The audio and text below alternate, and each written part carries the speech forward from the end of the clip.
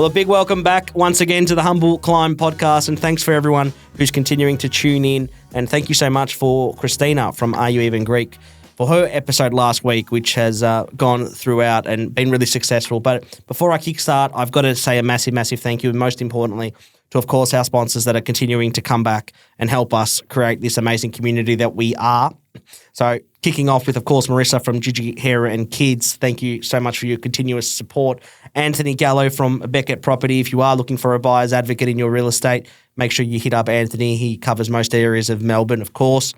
Pip from Property Society Co. If you are looking at selling, you need an agent, of course you call me. But if you need your property styled, call her. And we've got all their details accessible. And last but not least, Andy Spiru from Barbecue Brothers for all your catering needs with all your next events and functions. I know the Christmas season is coming up, so make sure that you hit them up. But kickstarting and getting all that out of the way, the exciting part, I can't thank this man. I've been pestering him like a little champ for the last how long, but it is my job as sales. But Mr. Lou Sticca, welcome on board. Thank you, Dimmy. You're a gentleman, and I've been literally sending messages left, right, and centre trying to get him on because he's. It's a bit more of a personal podcast for me today, more than probably anything. But for those who don't know, Lou Sticca is the managing director of Tribal Sports Group, an entertainment sports company.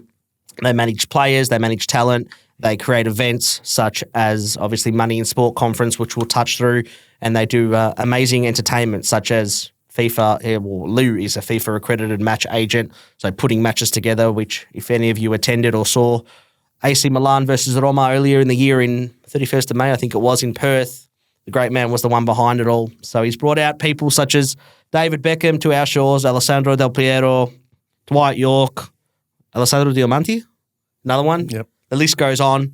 But he's Mr. Football in Australia, and he's also the king. But more importantly, he's probably one of my biggest mentors that I've ever had from early years. So, Lou, thank you so much for coming on. Thank you again, Dimmy. I remember Lou. So my connection with Lou was when I was fiddling in the sports management game, I don't know, 10, 12 years ago now. Everyone used to say to me, just go on network. And there'd be that many companies that refused to network or refused to catch up for a coffee because they'd just say, go and study. And I hit Lou up and said, Lou, I reckon I've got this player that I reckon you might be interested in managing. I think he's at Victory, or he's going to Victory. His name's Rashid Mahazi. Would you be interested in catching up for a coffee and maybe managing him? And ever since then, we sort of kicked it off. So it was interesting times, and you've done a lot in football, but more importantly as a person. But in particular for myself, because I remember this very vividly, and I was actually driving up Hoddle Street today on the way here. I remember when I was in a bit of a loss phase, I was having a bit of a troublesome relationship with my dad and wasn't sure things were happening. And I sort of clinged on to you as a bit of that father figure, which you probably didn't realise, but I was sort of really idolising everything that you were, because I saw your relationship with your boys, which I was sort of envious of to a degree, with your three amazing kids. And then I remember you at the time you were doing your first ever Money in Sport conference, and you said to me, Dim, fly yourself up, get your accommodation, but I'll give you a ticket and just go and do your thing and go and network and meet as many people as you can. And you gave me a free ticket to Money in Sport up at the Star at Gold Coast. And I'll never, ever, ever, ever forget that for what you did for me back then. And that's why I've probably little things like that is my way of sort of repaying today and being able to sort of talk through everything you are, because I don't think you get the credit that you get. Thank you. And look, it's I've also had similar experiences where people have done the right thing by me, have introduced me to networks that perhaps I didn't have when I was starting off. So there's no harm in helping people break into new areas and into new networks. I think it's healthy for all of us. And, you mentioned someone like Rashid Mahazi, played football at a high level. But what's really pleasing when I sit back now and I see what he's achieving in post his playing career, and that's similar to other players that I've had things to do with, like Paddy Casnorbo at Melbourne Victory. I looked after him when he was an up-and-coming player, and then you look at these guys and you see what they've done post their playing careers, and it leaves me with a lot of satisfaction.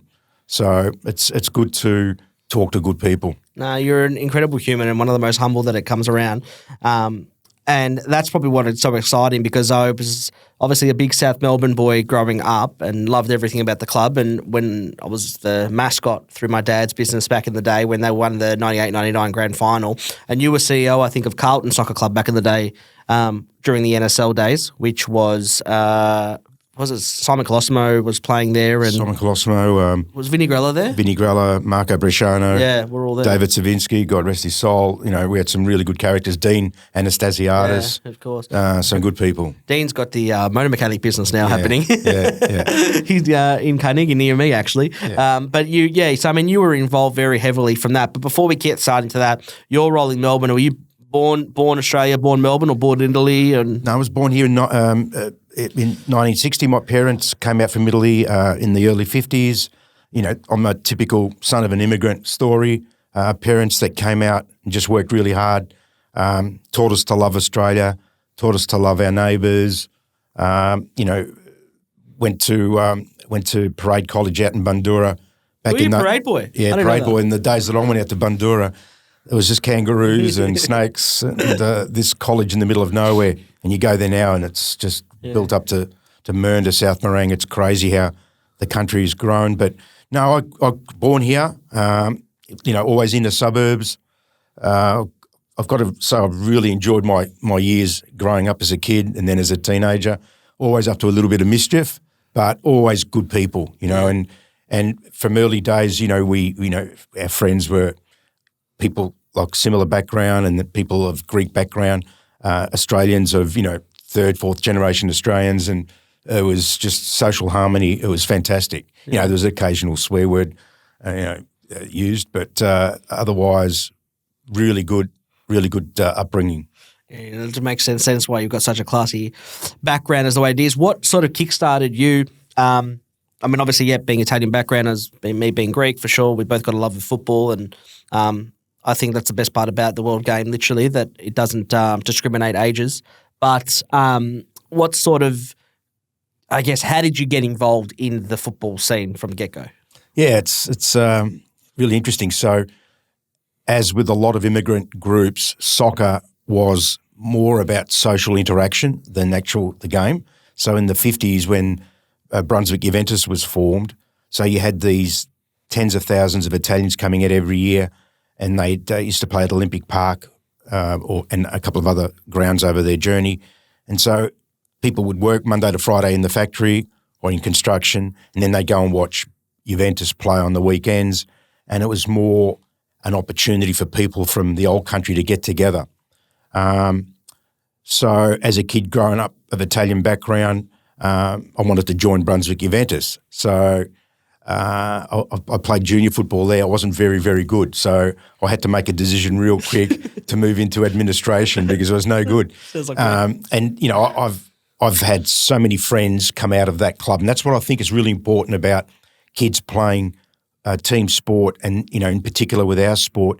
It's great that kids play for one club for the bulk of their juniors, because the friends that they make are friends that they'll keep for the rest of their lives. A lot of my friends are guys that I've been friends with for 40, 50 years. I don't like modern football where kids are being scouted and leaving, you know, under 11s in Monash and then going to Bulleen at under 12, under 13 moving to South Melbourne, under 14 moving to Whittlesea. That is really counterproductive, I think. I really would like kids to stay at a club and play all their juniors at one club, and because of the friendships that you get. So I'll tell you a funny story. So I loved Brunswick and I loved the NSL. So I had to become a fan because I was no good at playing, and I was very close to the club still, and I worked closely with a guy called Rocco DeZio, who was the club secretary, who passed away earlier this year. And he sort of became my mentor and taught me a lot about admin. So I got close to the team, and then one of my best mates, Fabian Cantalupo, was at Brunswick Juventus, and so I was always with him. And in 1985, they had that fantastic NSL championship team captained by Brian Brown. There was a massive Scottish and to a lesser degree English influence in that team. And these guys, it's a credit to Brian Brown and his teammates, they have an annual get-together down here in Melbourne. And I've been lucky to get an invite a couple of times. And the funniest situation was we're sitting around this massive dinner table at Lamaro's in South Melbourne. And Brian Brown, as the captain of that team, said, okay, everyone go around the table and everyone's got to say something, right? So it gets to the guy next to me, a young guy. Well, he was a young guy when he played at Brunswick Juventus. His name was David Vesnava. he says, "Gentlemen, I'm really happy that Lou Sticca's here tonight because he now takes the mantle of the worst football ever to play for Brunswick Juventus." So that was a cracker. Like, I loved it. So the only reason I was there is because of friendships. I wasn't there because I was an ex-player. I didn't play at that level. But so that was a funny start to my football career, is realising that I didn't have the ability to play. But I loved the business of football. I loved the transfers. I loved the international tours. So then, I went on, got married, worked in insurance. I actually was a partner in a reasonably sized insurance brokerage called Lonsford Insurance Brokers. But I had this desire to do something with football. In parallel with my love of soccer, I have my love of Australian rules football. So I was a Carlton tragic, going to Princess Park every weekend, and I started off in the outer, and then worked my way around, social club membership, and then I became a Carlton coterie member, and it was quite expensive. But one of the great privileges was that we got a badge, Carlton coterie, and we were able to get into the change rooms at halftime and after the game. This is at the old Optus Stadium. At Princess Park. I still call it Princess Park, but now it's called Icon. Yeah. And walking into these change rooms, I started, and at that time, by the way, I was vice president of Brunswick Juventus. Right. So this was really crazy because it certainly upset a few people, but I was involved with a club that was living on its past history, but had lost so many friends and members and fragmented, who went to other clubs like Faulkner and Thomastown. And it was really doing my head in as to why the Italian community wasn't supporting Brunswick Juventus. And I was on the committee, and we'd have weekly board meetings till 1, 2 o'clock in the morning, smoking, pizzas coming in at midnight, and it was a lot of fun. Sounds like my type of meeting. But it was frustrating because decisions were made, and, they'd be talking about, how can we make more money out of the barbecue, It was like thinking to myself, guys, we're thinking too small.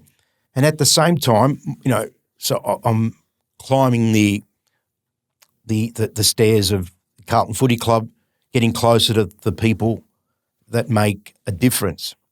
And the observation is, when I walked inside the change rooms, I'd look at people's faces and heads, and I'd say to myself, yeah, he's Italian, he's Greek, he's Jewish, he's Arabic. You get to know what people look like. You walk through the change rooms, you walk through the tunnels, and you've got 100 years of history and photos plastered everywhere. And I'm thinking to myself, wow, it's funny, all these people would have been immigrants or sons of immigrants, and would have been involved at Brunswick Juventus over the journey, would have been involved at South Melbourne over the journey, and they're migrating over to AFL. Why? Well, why? Because as immigrants come to this country and start to do well in business, the bank manager says, hey, Dimmy, your business is doing good. Obviously, they can see your bank account. Your business is doing really well. I'd like you to come to the footy with me as my guest. And then you would be introduced to other people. And so the new arrivals, as soon as they start to have some success, get invited to other opportunities. And so AFL was attracting Australians en masse of all walks of life, and soccer had started to regress, The crowds had started to drop. And I thought to myself, wouldn't it be great if this club, this is like walking into Anfield. You walk into Anfield, you've got the sign, this is Anfield. You walk into the change rooms, you see photos of past champions. Wouldn't it be great if this club had a soccer team? And that's where the idea was born. Wow. And 4 years later, we put it into action. So Carlton Soccer Club was affiliated with Carlton Football Club. Okay, so at the time, the then president, John Elliott, who I sold on the idea, John was a very abrasive character. Yeah. And so he was not in the good books with the AFL. So the AFL didn't want one of its bigger clubs, supporting an opposition sport. So to get around all the AFL rules, the Carlton Soccer Club was owned by the Carlton Cricket and Social Club Board, which operated Princess Park, the stadium. Yeah, so that was the technical ownership.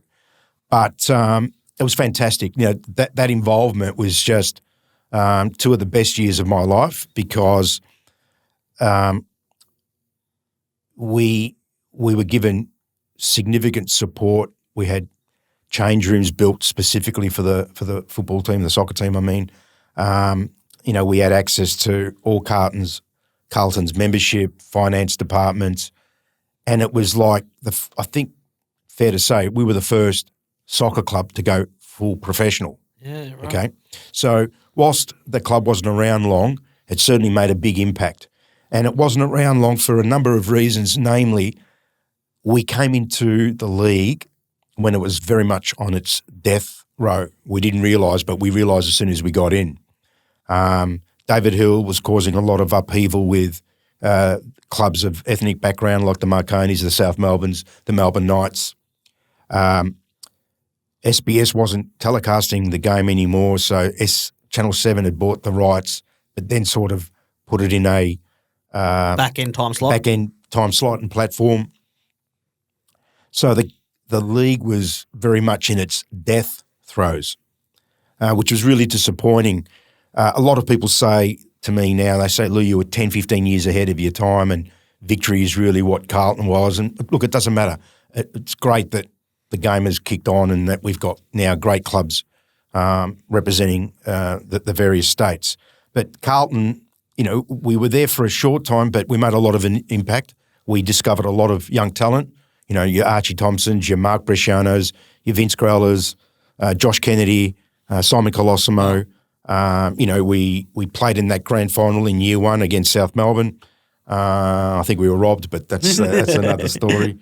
I don't think I was there. I think the one that I was at, I think that must have been 97, 98. Yeah, was it? Ours was 97, 98, and you were there. Yeah. It was 98, 99. It was against, I think it was Sydney United. Yeah, and, that was, Ange Postecoglou's first coaching gig, and wins two championships in 2 years. Yeah. Amazing. And so we look back now at Ange's career and we think to ourselves, wow, look at where he started and how he started, fantastic. So, no, that's my involvement in soccer. That's where I got my love. Brunswick Juventus, there's no question.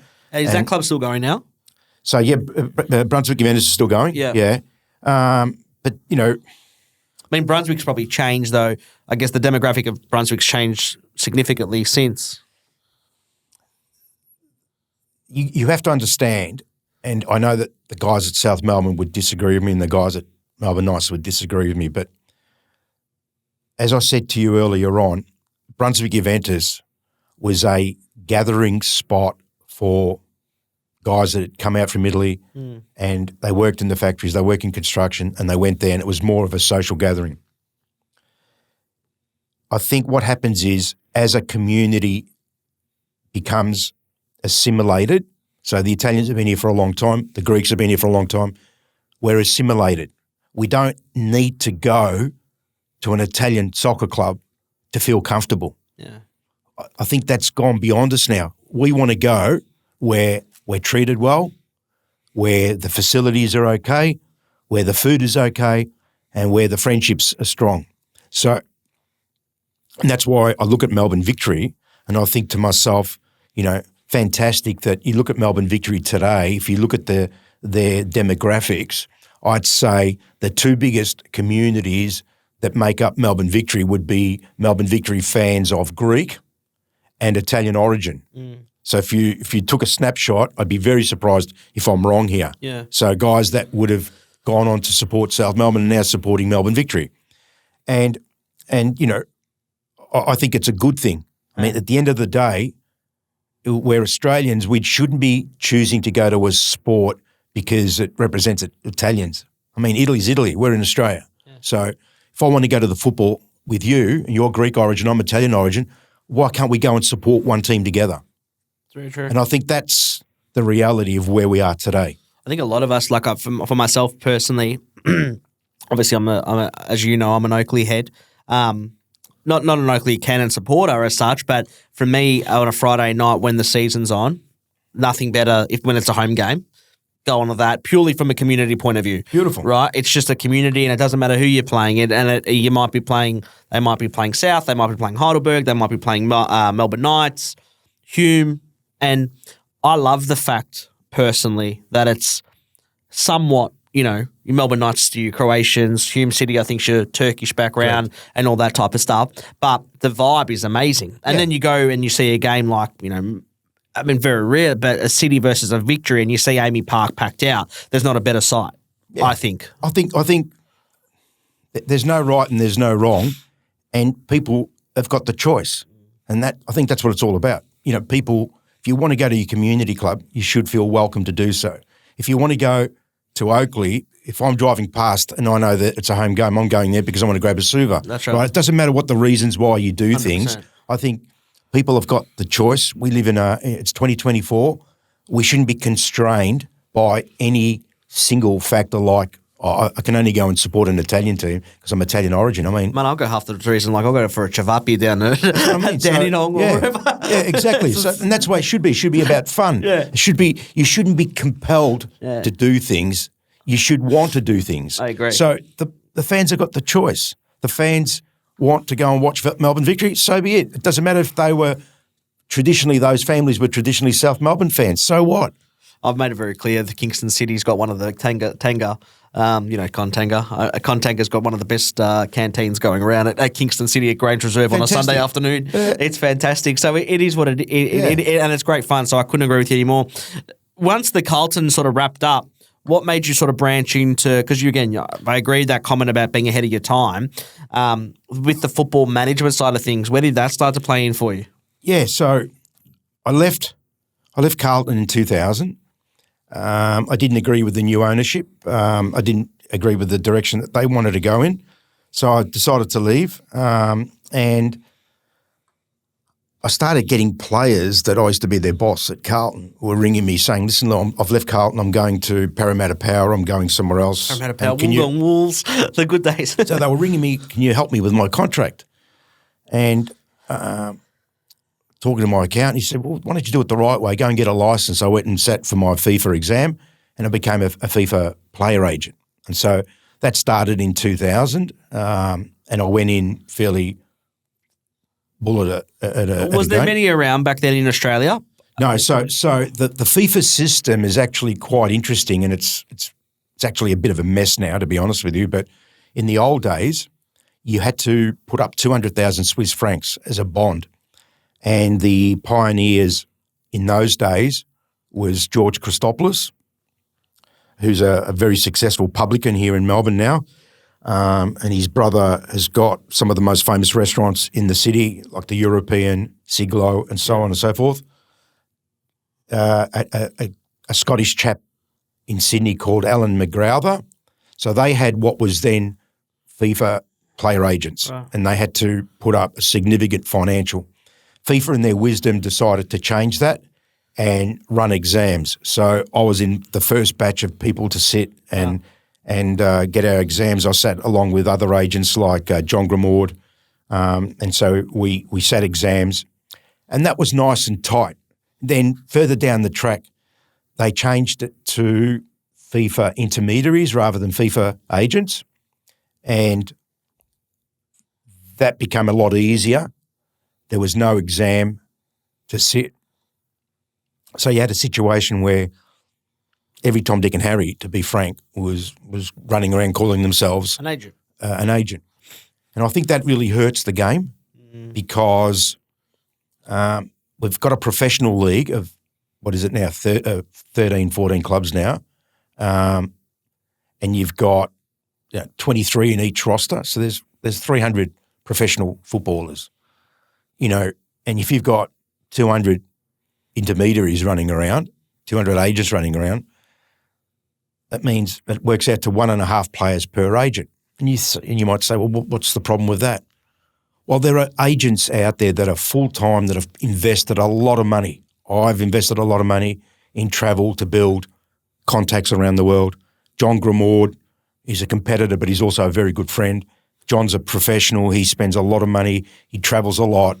And then you've got guys that are running a coffee shop and managing a player. I mean, that player isn't going to get the benefit of a professional agent.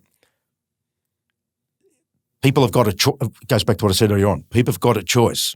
footballers have got a choice. They can go to whoever they want. But I just feel that the system, you've got a situation in Australia now where I think it's actually even worse than what I said earlier on. You've probably got 300 agents running around, whether they be FIFA agents, unlicensed agents, people trying to act as an agent, coaches, scouts. It's a bit of a mess, to be completely frank with you. The good thing is the Professional Footballers Association, the union that represents players, is pretty strong on recommending to players, who to go for or what to do and to get advice. So, but, again, people have got a choice and it's up to them. I think people have got in this, and this goes back probably to our conversation 10, 12 years ago when I had my try at sports management. It's not a lifestyle thing. It's not something you can do on the side. No. Because you really cannot crack a market. And one thing I quickly realised when I came and saw you was, hey, you need a lot of time, but you need money as well with this thing. And you also need to be able to have a great name out there and also have the results on the board. So I thought it was very, very different to where it is. And then I remember catching up about that whole FIFA thing and how does it work and how do you get a player and all that type of jazz. Again, I think if you're not somebody that's full-time, that's got that football is their, that's their crust, right? Not, I'm a property developer, I've got a cafe, I've got, I own a dental clinic and on the side I do I do a football agency. It can't work. No, it can't. I mean, the money that's involved in getting overseas, and you're not going there for a jolly, you're not going there for holidays. So, and there's no return, right? Like straight away. Like there's no guarantee of you're going to get that meeting or whatever. Yeah, my wife and my accountant wouldn't like me saying this, but I haven't made as much money as what people think. Yeah. Lose successful. Success is measured in different ways. Success for me is actually getting a deal done. I get a buzz doing a deal, helping someone. It's not lucrative, not if you're based in Australia. Yeah. I mean, a very, very close business associate of mine said to me, Lou, if you want to really be successful at what you do, you should pack up, go and plonk yourself in Europe and run your business out of Europe. And I look back now and truer words were never said. That's what I should have done. I'll give you an example. So Australian agents, you build your portfolio here, you help a player get overseas, you fly over, you help them settle down, you finalise their contract, you set up their bank accounts, do what you have to do. The minute you get on a plane to come back to Australia, that player of yours is going to be attacked by every snake in the pit, okay? And that's exactly what happens to Australian agents. Australian agents in that country. Yeah, absolutely. Yeah. Because what will happen is another agent that's got players in that same team will say, listen, tell your lad there, give me a call, I can get him a move to a bigger club than where he is now. So unfortunately, and it's great to want to back yourself and to dream, but a lot of Aussie boys listen to the last thing that they've been told by whoever they bump into. And it's happened to me and it's happened to a lot of other good agents where the minute they come back to Australia, their players are being attacked and headhunted by other agencies. That's okay. That's the world we live in, and if you're ballsy enough to want to do it the right way, well, do what I was told to do. Pack up, go and plonk yourself there and then be there 24/7. Have you had many, it's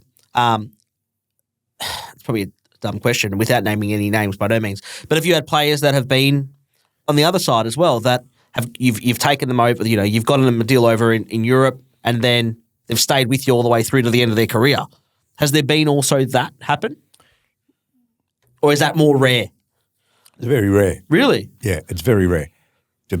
That's my experience. I mean, but have I got players that have come back to me after maybe leaving?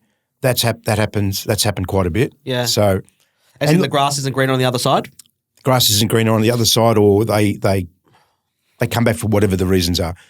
I used to take it personally, and I think one of the things that experience gives you is you don't take things personally. You've just got to treat every transaction. I see myself now as a transactional agent rather than managing a roster. Yeah. That's why I've loved doing the marquees, because with the marquees it's purely transaction. They've all got their own agents. I'll contact them about Australia and then It's done professionally. One of the things of being an agent. So in 2005, when I was doing all the recruiting for Sydney FC. Yeah, I wanted to ask you about that, yeah. Okay, do you want me to wait then? No, okay. Perfect. Right, so I was given the job to do all the recruiting. So I'd be ringing up other agents and saying, hey, Bernie, I want your player at Sydney FC and I'll make sure you get commission, don't worry, everything. And they'd look at me going, but you're an agent. So I'd suspended my license for that period because I was working exclusively for a club. Were you living up there? No. No, you were able to do it from here, yeah. It was very painful living down here, but it was a lot of fun.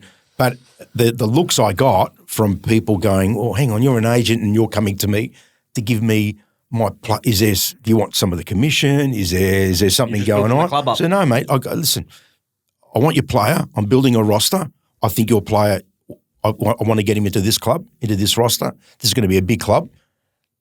How much do you want? We'd negotiate a contract for the player. Did it fit into the finances? Yeah. Okay. And what's your commission? Give me your invoice. I'll make sure you got paid. And whilst I was at Sydney FC, every agent got their agent's commission. I made sure of it because as an agent myself, many times I've had to wait to be paid. So I didn't want these guys missing out. So I looked after my own. But I did the right thing. I did everything above board. So is that how the deal back then, hypothetically, with Dwight Yorke started? Okay, so the chairman of Sydney FC, the recently appointed chairman of Sydney FC is a gentleman called Walter Bunyo. Walter is a very successful person in the corporate world. He now, the last 10, 15 years, has been living overseas, but hugely successful. And I'd got to know Walter personally over a few years before. And he rang me and he said, listen, I've just walked out of Mr. Lowy's office. I've just been made chairman of Sydney FC. I want you to build our football department. I said, bang, let's go. And it was pretty much as simple as that. And we had a clean sheet of paper to work with. We had no one employed and we just went and built a football department. Amazing days, and it was so much fun. So, I started to recruit Aussie players and then started to look at Aussies playing overseas like David Strilic, Mark Rudin, Stevie Corica. Then we started to look at some foreigners. I took a couple of adventurous jumps. I bought a boy from America, a boy from Melbourne that didn't succeed, but we tried to do something a little bit different. But we won the championship. We qualified for the FIFA Club Championship in Tokyo.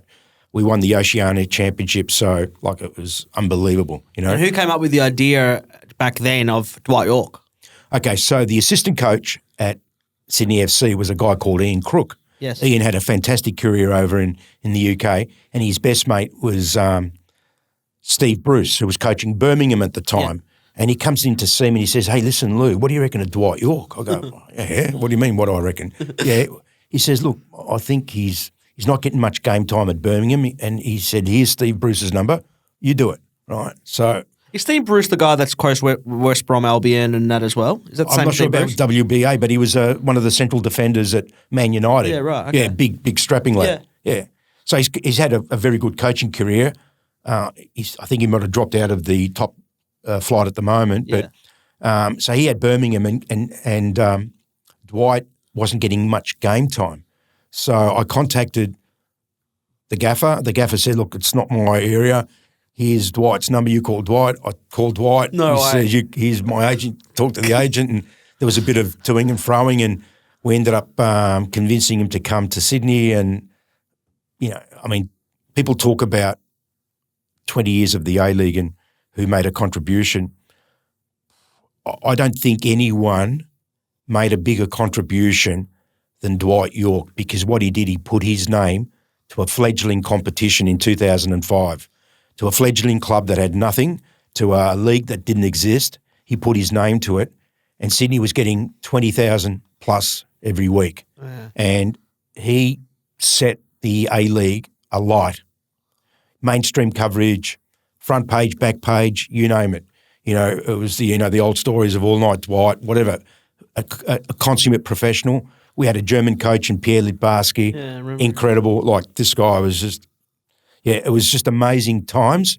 But but we wanted to make a splash. I mean, when I say we, Walter's dream for his club was that we wanted to be the big club in the big end of town. And, it was his dream, and I just rolled it out. So it was his dream to do something of that stature, and I would put names forward, and they would decide, that fits, that doesn't fit. So I played a role, but ultimately it was Walter's vision. It's a bit like, I guess if you're gonna make something, make it a splash, make it big, but also don't just make up the numbers. Be there to compete. Well, it was a new league. The NSL had gone dormant 18 months before. Frank Lowy got involved. People forget 4 weeks after the A-League started in 2005, we beat Uruguay on penalties. Yes. So, you talk about timing, it was just crazy times. So Sydney FC, Walter was the chairman, but you had the Lowies that were in the background. A lot of Mr. Lowy's connections were involved. A lot of local identities in Sydney got involved, and it was clear that they wanted to be the big club in the big end of town, and the only way to get any notice in Sydney is you got to be big. Yeah. So the media dubbed them Bling FC, but it had to be that way if you wanted to get any traction. And the crowds came out, and it just proved that their vision was right. I think the scary part as well is that, I don't know, and again, I don't even have to be a football fan really, but I was talking to my partner I was talking to my Sophia, I should say, my partner Sophia on the way here. So who got on the podcast today, and she doesn't know a lot about football, but she knows one name, Del Piero, and one of that. I think that in itself as well was such a big key moment for what the league stands for. Like, people could go to hypothetically their local stadium, whether it was Amy Park or whatever, and just see Del Piero in action. Like I'm doing it at the moment with wanting to see Wayne Mata in action, just because I can say that I've been to a game where Wayne Mata played, hypothetically. Yeah. But you've done all these massive transactions, and I agree with you when you say that, these massive transactions where you flew over to Torino. I still remember that iconic photo of you and Tony Pignata sitting next to Del Piero, which is just a huge thing in itself. Do you look back on some of these things, and even like your Diamantes? I don't know, did you do Honda and Ono as well? Or Shinji I did. Shinji Ono, yeah. Like, I look at these things now from myself. Do you ever look back or find yourself looking back thinking like, shit, like I've added some serious value to football? Because from an outside point of view, and I know you're a very modest and humble guy, from an outside point of view, you've got a very simple Instagram, you've got a very simple Facebook, you're not a gloater. But do you ever sort of look back and think to yourself like, shit, yeah, I'm so glad that I've contributed X, Y, Z to football in Australia? Look, I leave that to other people to judge. I mean, at the end of the day, I enjoy what I do. So, Del Piero's an interesting case because I'm a mad Juventus fan, and we know that. And so I'd actually I'd contracted Juventus to come out to Sydney to play the All-Stars, the first version of the All-Stars back in 2014. And that was your idea, that baby? Like that? No, that was Football Australia, Football Federation Australia. It was their idea to do the All-Stars. I probably wouldn't have done it. I'm not a big fan of the All-Stars, but I can see what the league's trying to do. So you've got to give them credit. If it works, I'll leave that to other people to decide if it's it's not one of my favourite. I'm more of a traditionalist. I still like Test cricket instead of one-day cricket. I'm that sort of a person. Well, just on topic, I mean, I don't know if you watched the Newcastle versus All Stars this year. Hardly anybody there. Newcastle put on their seconds. The A-League boys won 8-0.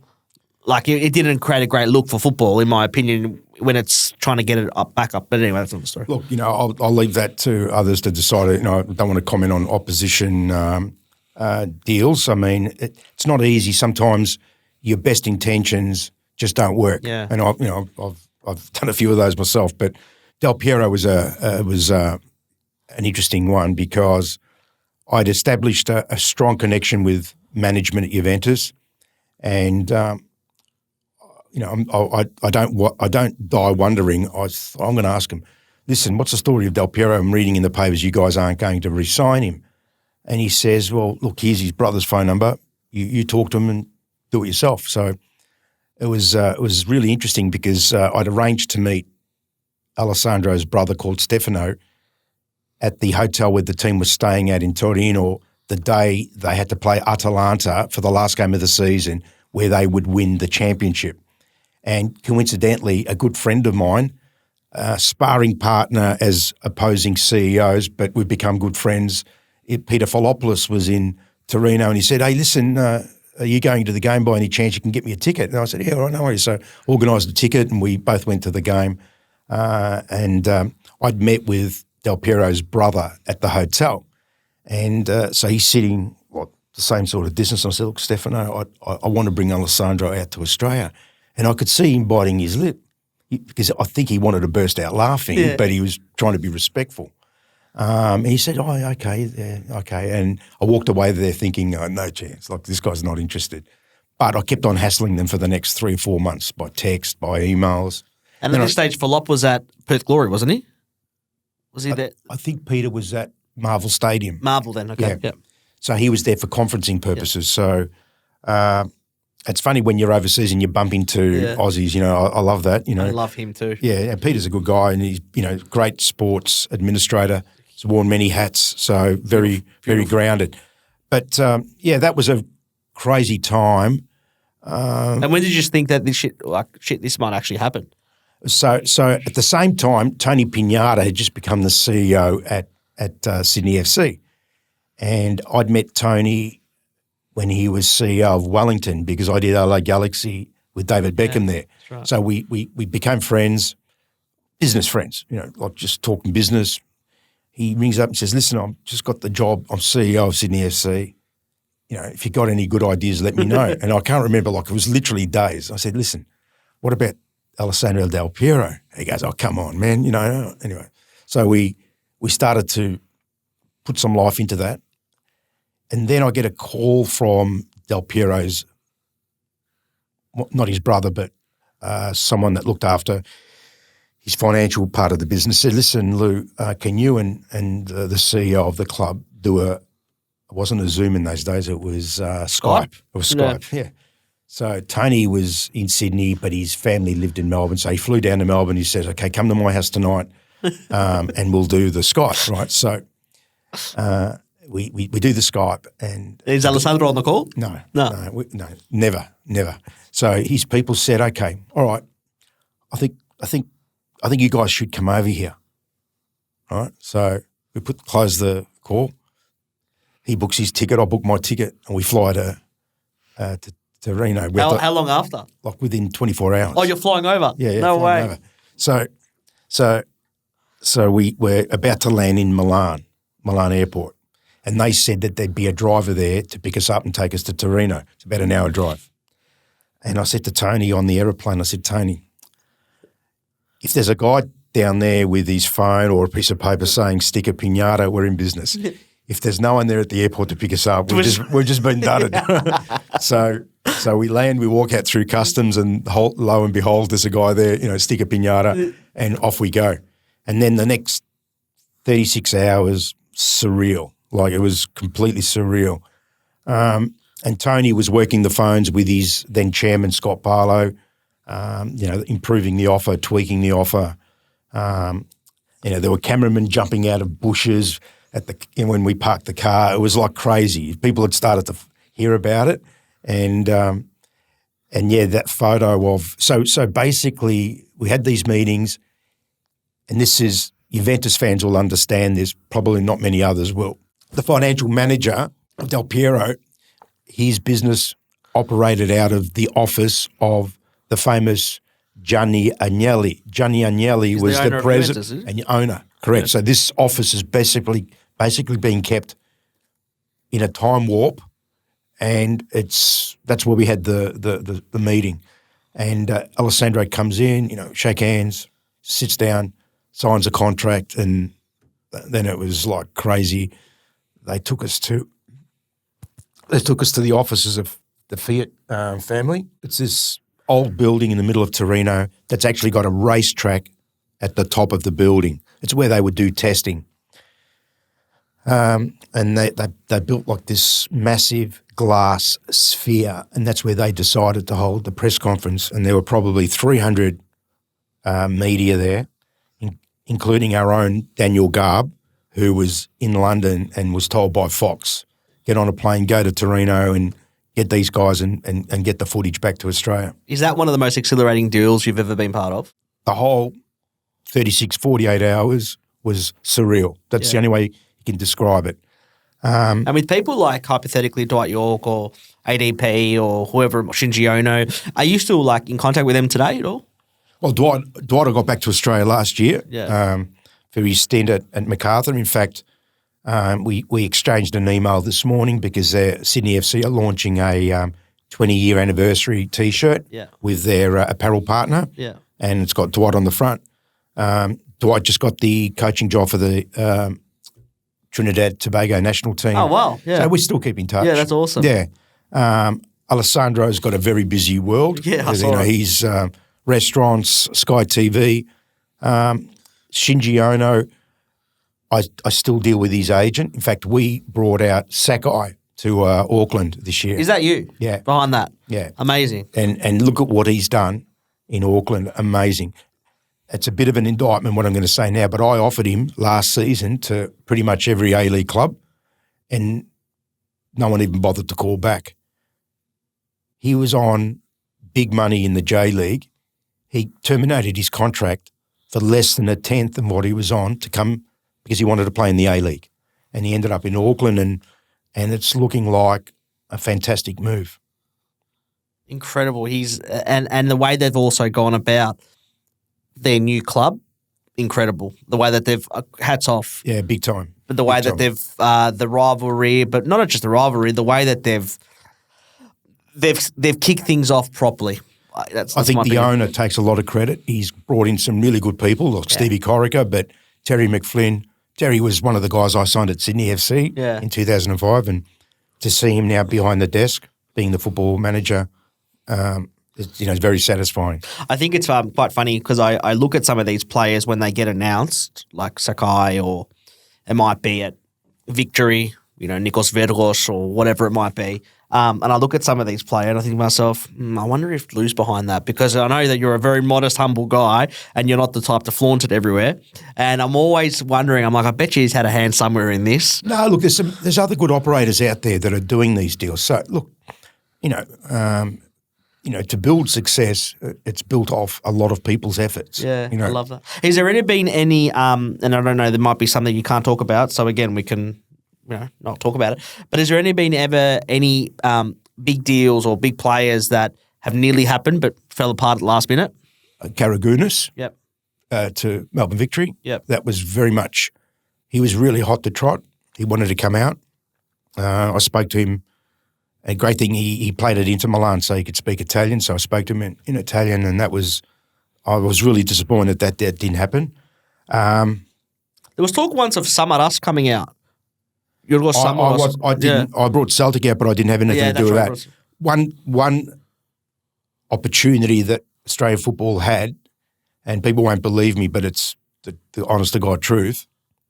When David Beckham was finishing up at LA Galaxy, I was in talks with his agents about coming out and doing a stint in the A-League, and they were seriously considering it. And I told people at Football Federation Australia, and the next day it was in the newspapers. And I remember driving down to the peninsula, and I get a phone call from Simon Oliveira, who was one of Beckham's management team, abusing the shit out of me because it had got into the media. So. And that's what made it fell apart, pretty much? Yeah. Wow. Now, it might still not have happened, but the fact that they were considering it would have been an incredible coup. Now, remember, David Beckham had been out to Australia 3 times. So he's come out to play Sydney FC and Wellington on one tour. Then we played up at Newcastle Jets, the second tour, and then third tour down here in Melbourne at Marvel Stadium. So that's one that could have been. Could have been. I don't know ultimately how close it might. I've been trying to get Zlatan Ibrahimovic for many years, and again, my good mate Tony Pignata at Perth will work on that one together, but we couldn't get to first base because the numbers he was on were just staggering. And as it turned out, he ended up going back to Man United. He went to PSG, went to AC Milan. So, but if you don't have a go, so like Sakai, in his mind, he's had a great career, he's made a lot of money, and in his mind, he wanted to come and play in Australia. It took a little bit longer than what I'd hoped, and that's what you want, is you want people like him that have been here to now go around and tell people, hey, loved playing in Australia.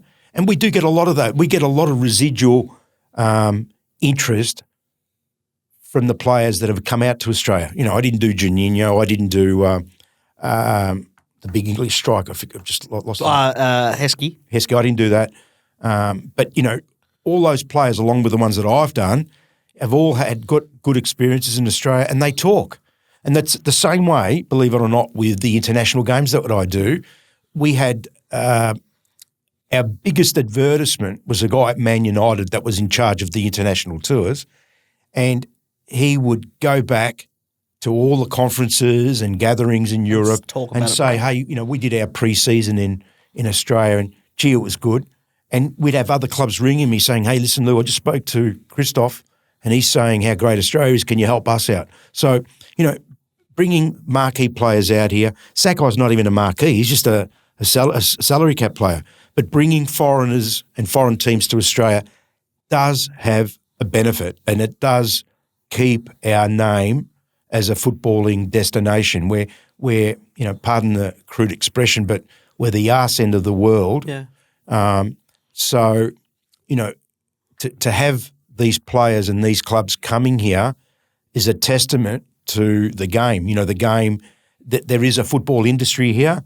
The world knows that Australia is competitive in football, and that's why we continue to get people wanting to come here. I think that's why I find it. I'll go to a game, as I said to you before, with Mata playing there with Juan Mata, the Wanderers, when they're playing locally, or I'll go now when Sydney comes down with Douglas Costa. Yeah. I want to go and see them, just not because of anything, but at least one day, if all going well, and God bless, I hope I can have children one day, and hopefully they're as football fanatic as what I am. I can say, yeah, I saw that player play. And it's more for that than anything. Yeah, Douglas Costa is probably, I didn't do that, so just get straight clear, but I'm actually kicking myself why I didn't think of it, because he's the consummate entertainer. He had a great career at my club, Juventus, great career at Bayern Munich, and, probably didn't max out because of injuries. But in terms of entertainment, he's a pure entertainer. Yeah. Sydney FC have got a jewel there. Yeah. Fantastic. They've done really well. Yeah. I agree, and that's what I mean. You love seeing this stuff because it does add a bit of flair to the comp, but it also makes you as someone that wants to go. I've got a gentleman that I know really well, and I call him a friend. Ben Garuccio down at Western United, and I'm sure he's just as excited to play against some of these players as well. Because again, for them, if I'm excited as a fan to go and watch them, I'm sure what people like Ben can say to their future children that they got 100%. To play against someone like that, which is really, really cool. Sort of from an aspect of match or bringing these matches together like you've have in the past, so your LA Galaxies, your Celtics, your Chelseas, your Arsenals, all that type of stuff. And you've done so many of them, and it's scary how many you've done to a degree. Is there more of them going to be hopefully coming in the future? Well, obviously COVID interrupted things, yeah. So that was a bit of a kick in the guts. We were really delighted with AC Milan versus AS Roma in Perth. That was just a really fantastic week. It was more than just 90 minutes of football. There was a festival. So many fans came out. And put together very well. It was Western Australia, and that Optus Stadium is a jewel in our sporting crown. That was a real pleasure. That was one of the best events I've been involved with. We're actually in the throes now of 2025 and 26 tours. You need to work 12 months out. I'm very lucky because I've got some really good strategic partners, like, Venues Live, the people that manage Optus Stadium in Perth, Ticketmaster, are my alliance partners. You can't do these things on your own, Dimmy. Yeah. These are big operations, both financially but also logistically. You just can't do these. You can't do justice unless you've got the right people with you. So I'm very fortunate that I'm surrounded with good people. I love that.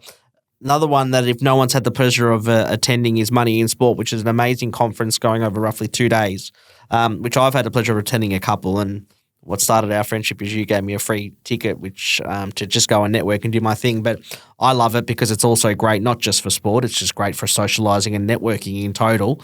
Will there be more a return of them coming? The answer is I don't know. Yep. Because quite simply, so again, COVID interrupted that. We had a great one last year up at the Gold Coast. It's probably going to be spacing out to every 2 years now. It's just too much work coupled up with everything else that we've got on the go. So it's probably going to be spaced out a little bit further. But that's what I call a labour of love. Of love.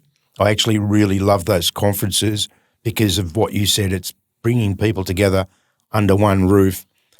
And whilst the content that we listen to on the stage is important, what's really more important for me is the networking that people are doing at the conference. You know, we still get emails and calls now saying, when's the next one, because we picked up a lot of business from it. So it's not on my priority list at the moment, but I'll get around to that over the summer holidays, planning the next one. But the residual ongoing feel-good factor of those conferences is amazing. It's awesome, and as a way of saying thank you back when the next one is coming on, we would love to come on as some sort of sponsorship to try and help you guys as well. Thank you very much. Not just from Humble Climb, but I think that's a way of. It's a great way to network and meet people. And I think it's like that we get asked all the time to sponsor, but I think you've got to believe in the product and also support good people, I've always found, rather than just, put your money here, there and everywhere. So when that time comes, please let me know, because we'd love to help and be involved with it in some way and help you back. From a point of view of yourself with football nowadays, and here I was thinking that maybe you've eased off, but it sounds like you're just going as hard as you normally are, hence being on the phone before we even started in a meeting. Where do you where are you sort of seeing yourself? Are you still seeing yourself going as hard as what you were at this stage? What's the saying? If you love what you do, it's not work. Yeah. It's a little bit like that. It's I wake up every day and it's just like the day before. You're just doing and talking about things that I love to do. So, football is predominantly the major part of our business. And for a guy that couldn't kick a ball, straight, it's really satisfying to be involved. And, whilst I wasn't a good footballer, one thing I do know is I love the business of football. Yeah. I think that's where I see myself, as in the business of football. And, you see the A-League that was potted heavily over the summer, and then you look at the last 3 or 4 weeks since the season has started, and it's had a resurgence. Yeah. And I think that's what people need to realise. You're going to have your ups and your downs. You're going to have good seasons, bad seasons, whether at club level or the league. But our game is a very, very strong game. Football is the biggest game in the world. Mr. Lowy did one great thing that people need to understand. Getting us into the Asian Football Confederation is the greatest thing that he's ever done. Because what that actually means now is we have Socceroos, Matildas, young Socceroos, Olyroos competing every month, every quarter, every half year, every year. We're involved in some sort of qualifying tournament. So, you have a bad run of games, you don't qualify for a competition. Before you get time to breathe and sulk, you have to start preparing because you've got another one around the corner. So what we've now got is we've actually got an industry. We've actually got a significant football industry. It's actually much bigger than what people think. And a consistent international stage. 100%, but it's actually a significant industry.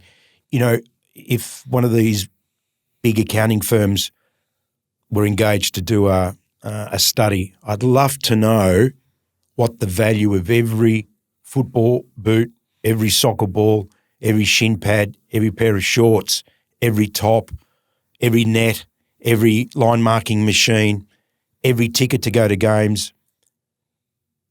If someone could tabulate what the football industry in this country generates, it would be in the billions. I've got no doubt about that. It is a significant industry. You know, we eat ourselves up internally at times because, you know, we look at the EPL with 60,000 people at Old Trafford and we think, you know, why are we getting 13,000 at Amy Park? We need to take a chill pill.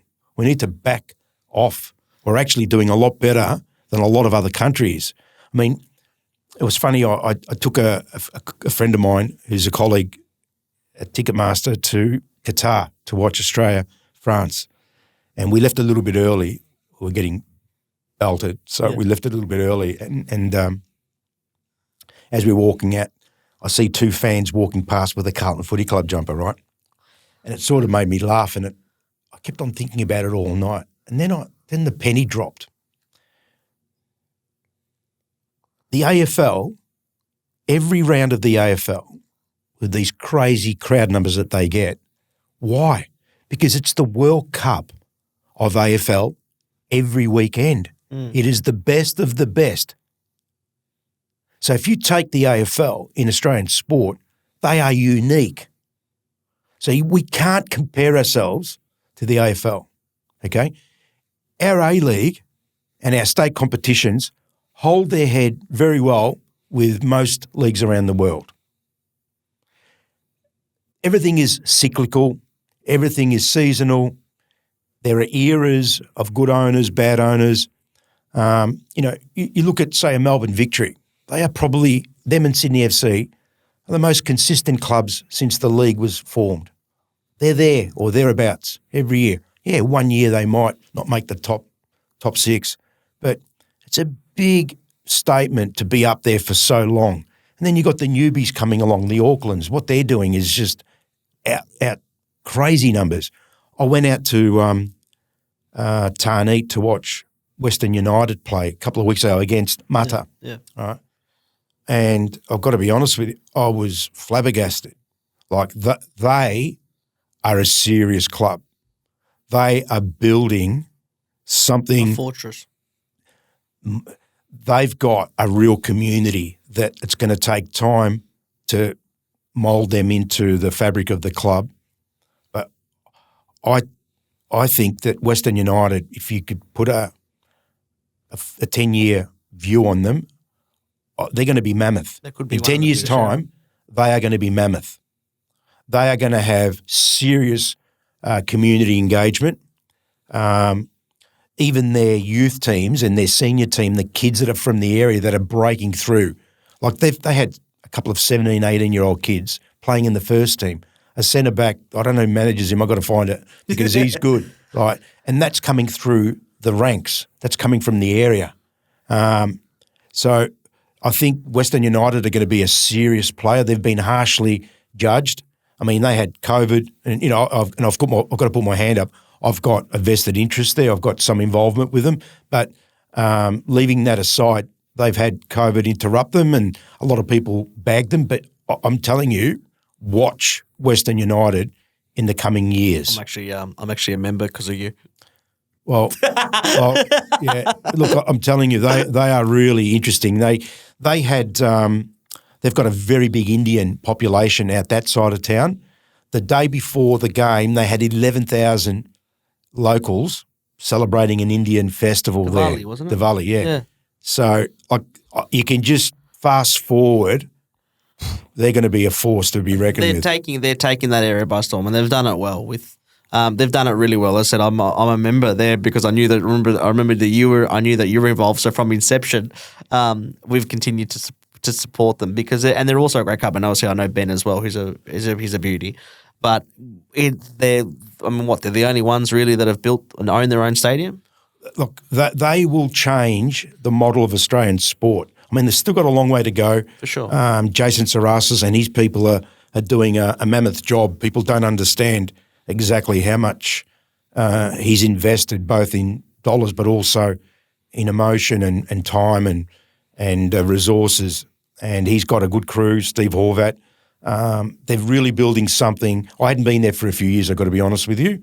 And going out there last week, my wife was with me. My jaw was dragging along the ground to see the amount of women in the stadium, kids, people from all walks of life, the amount of merch that people were wearing, the variety of the food, and that's their training stadium. So God forbid what their main stadium is going to be like.